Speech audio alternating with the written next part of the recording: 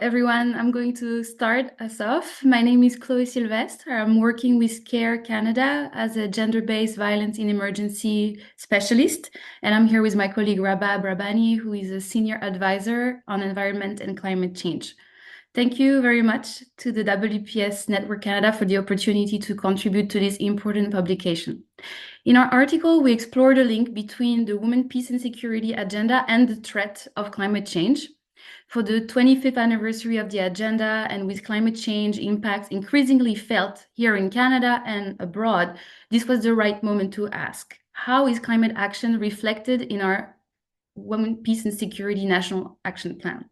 So for the first time, the third National Action Plan adopted by Canada recognizes climate change as a threat to global security and a risk to women, peace and security implementation. This is a gap and a missed opportunity. Sorry, this is a positive step. It really recognizes climate change for the first time in the action plan. However, in our article, we found that climate action is still not meaningfully integrated as a concrete and measurable priority in response strategies. And this is the gap and the missed opportunity that we point out. So why does this matter? Why do we need to talk about climate change?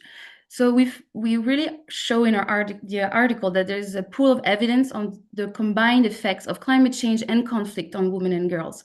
While they may seem distinct on paper, these issues are really inseparable on the ground. At CARE Canada, we have a recent study that showed that four of the five main crises that women reported were linked to climate and extreme weather.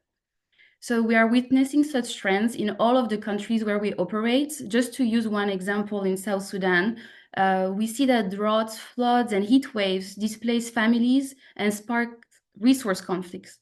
Women and girls lose their homes and food security, while violence against them is reported yearly. And yet, despite women's proven leadership in building sustainable and inclusive peace, they continue to be mostly sidelined from decision-making spaces related to both peace and climate, as we just heard from other colleagues in articles, and as we've seen lately with COPs and in peace negotiations. So Rabab will now tell you about programming lessons from CARE Canada and some of the evidence-based solutions that connect both climate justice and gender equality that we advocate for in our article.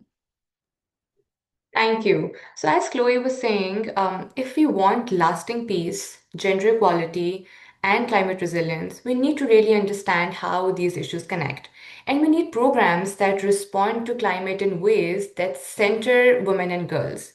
Climate change is often called a threat multiplier, but gender responsive climate justice can actually be an opportunity multiplier. So, when policies address the different impacts of climate change on women, men, boys, and girls and ensure fair participation and benefits, we actually strengthen resilience, equality, and peace. We have seen this in action multiple times in CARES programming. For example, in Honduras, our project ProLempa supported over 3,000 coffee farmers, especially indigenous women and youth. By building women's networks and introducing climate smart approaches, the project strengthened women's participation, increased economic power, reduced vulnerability, and built stronger, more cohesive communities. It laid the foundations for peace. Drawing on our experiences, we hope the recommendations in our article can help inform Canada's approach towards the nexus. Firstly, we recommend that climate justice should be embedded across all pillars of the WPS agenda and tracked so that progress can be measured. To make this real, we women's organizations and indigenous stewards need consistent support and funding so that they can safely participate in climate decisions and take a lead in their communities. At the same time, we need more research to understand how climate drives insecurity and displacement because this knowledge is essential to shape effective policies. And finally, NGOs must be equipped with the resources to fully integrate climate justice into their gender equality work. So these approaches reach the communities that need them the most. I encourage all of you to read our article and learn more about how investing in women and girls is not only about equality and how it actually builds resilient communities, stronger societies, and creates lasting peace. Thank you so much.